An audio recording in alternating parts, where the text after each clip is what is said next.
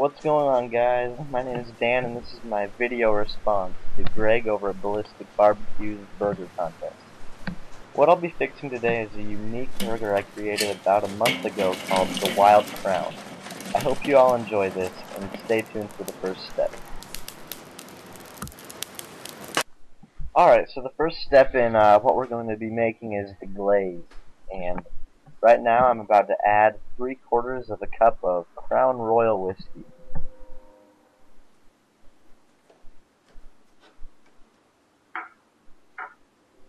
Next, I believe we'll be adding 2 teaspoons of brown sugar.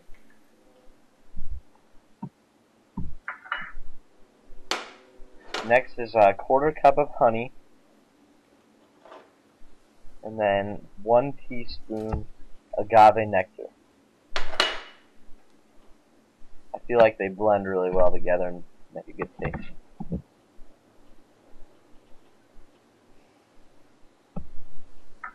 Alright, next we'll be adding 1/8 of a teaspoon of orange rind, 1/8 of a teaspoon of onion powder, and then a heaping 1/4 teaspoon of ground cumin. So what we're gonna do now is we'll turn the burner on, and we're gonna want to get the glaze up to a boil. We're only gonna boil it for about 3 minutes, and then you'll want to simmer it for 10 minutes.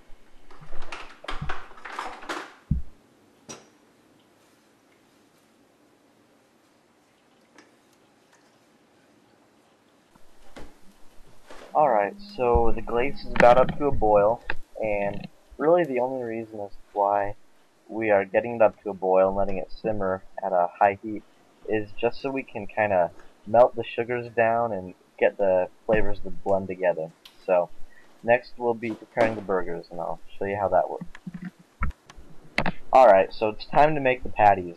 On the bottom we have 2 wild elk burger patties, and this is from an elk that I harvested last October in hunting season, and so this isn't farm-raised elk, this is as real as it gets elk. And on the top we have 2 regular beef patties, ground chuck 80/20, and I kind of thought, since the elk has kind of a more gamey flavor, that maybe taking a beef and an elk patty might make it taste a lot better for some people. So what we're doing is Juicy Lucy style with jack cheese and your favorite bit, barbecue sauce. So I'm just going to mold them together and go from there.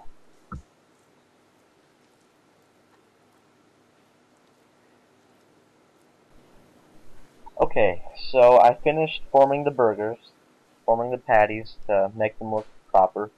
And now all we're going to do is lightly kosher salt burgers and then hit them with some freshly ground cracked black pepper.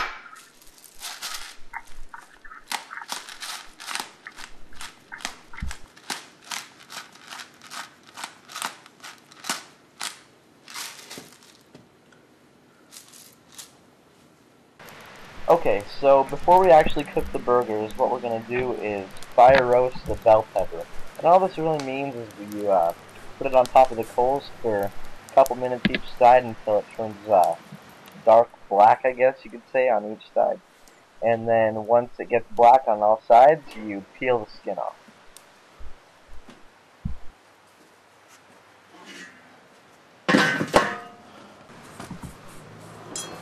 Okay, so while we wait for the skin on the bell pepper to continue to blacken, we're just gonna basically heat up a frying pan.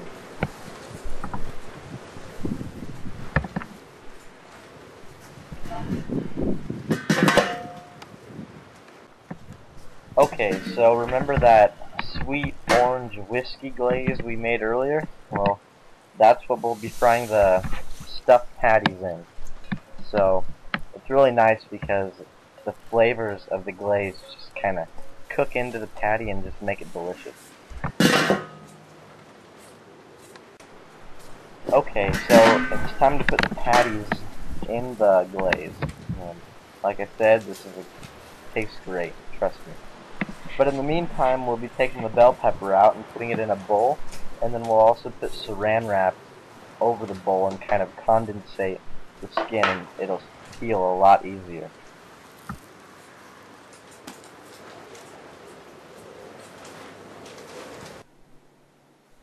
Okay, so I put the fire roasted bell pepper inside the bowl, and I wrapped it in saran wrap, and you just want to let it sit there for about 10 minutes, I'd say.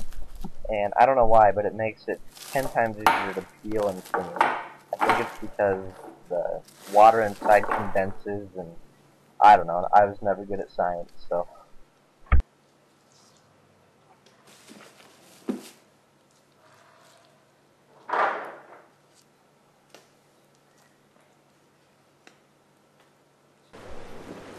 So the cool thing about frying the burgers in this sweet glaze is that the glaze almost has a built-in timer in it. Because of the sugars caramelizing and melding together, in the meantime they'll start to bubble up, and that's when we'll know that they're about done. And it does take quite a while. It'll take about 20-25 minutes to fry the burgers. Okay, so the burgers, I'd say, are about halfway through their cook, and they're looking good. Time to give them a flip.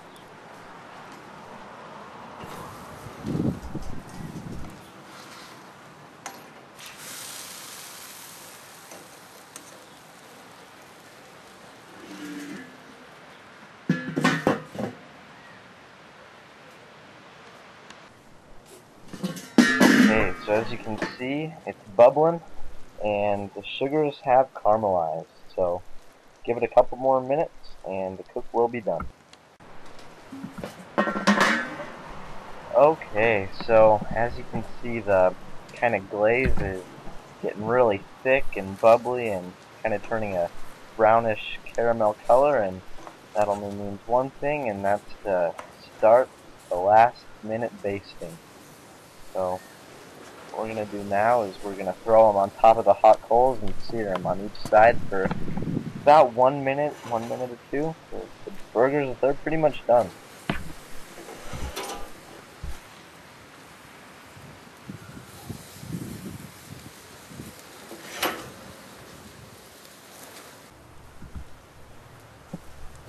Alright, look at that. Time to give the burgers a flip. That was really close. I almost sent the burger down into the charcoal.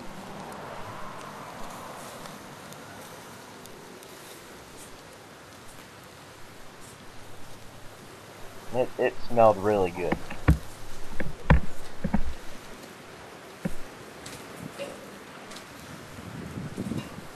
Alright, so now we're throwing on some thin slices of bacon, some purple onion,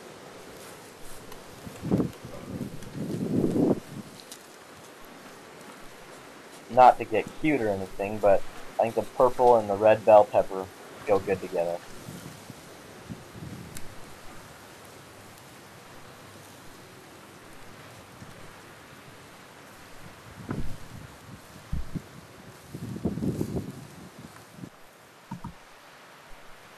Okay, so I finished the burgers and I put them off on indirect heating, and in the meantime I took the purple onion and kind of put them on the coals just to give them a quick sear. Turn them a little brown. Alright.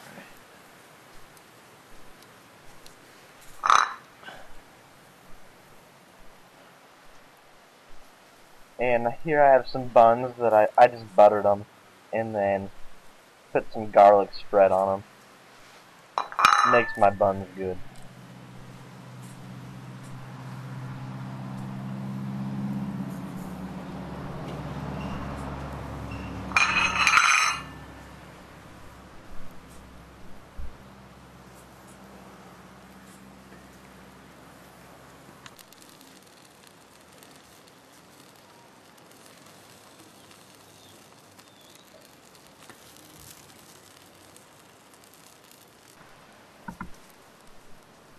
Okay, so we're finally to the best part of the show, assembling the burger. Strike that, I guess eating the burger would be the best part. But I'd just like to take this time to thank Greg for putting on another awesome contest. I love it, They're always a fun thing for me to do, so I appreciate it.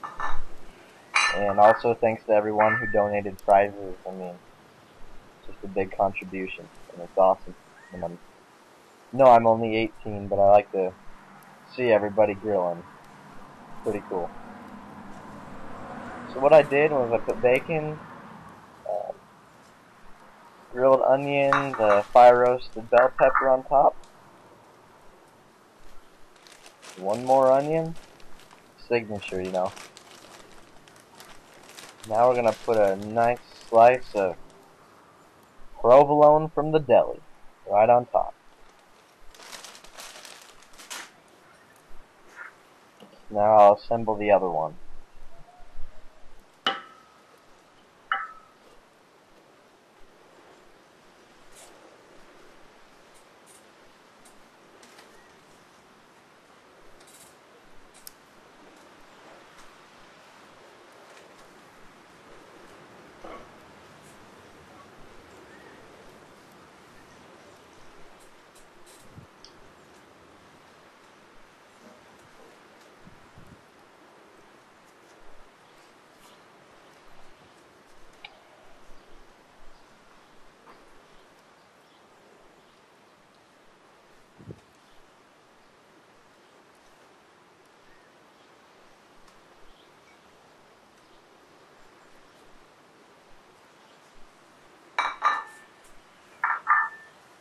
One last slice of onion and one slice of cheese.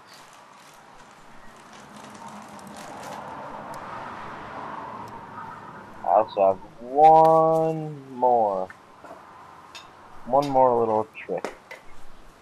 So I went to Seattle last weekend, and we went to Pike Street at the market, and there was this place that they were really good at making jelly.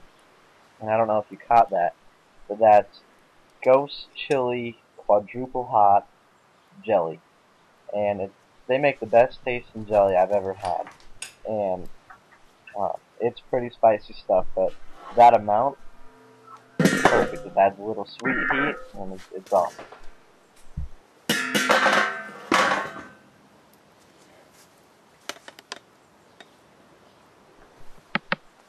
So there you guys have it, the Wild Crown Burger, I like to call it. If you guys ever try it, let me know how it goes. Like I said, I kind of made up the frying it in the glaze technique and then searing it. It turned out really well. So thanks again, Greg, for hosting this video, and I'll catch you guys later.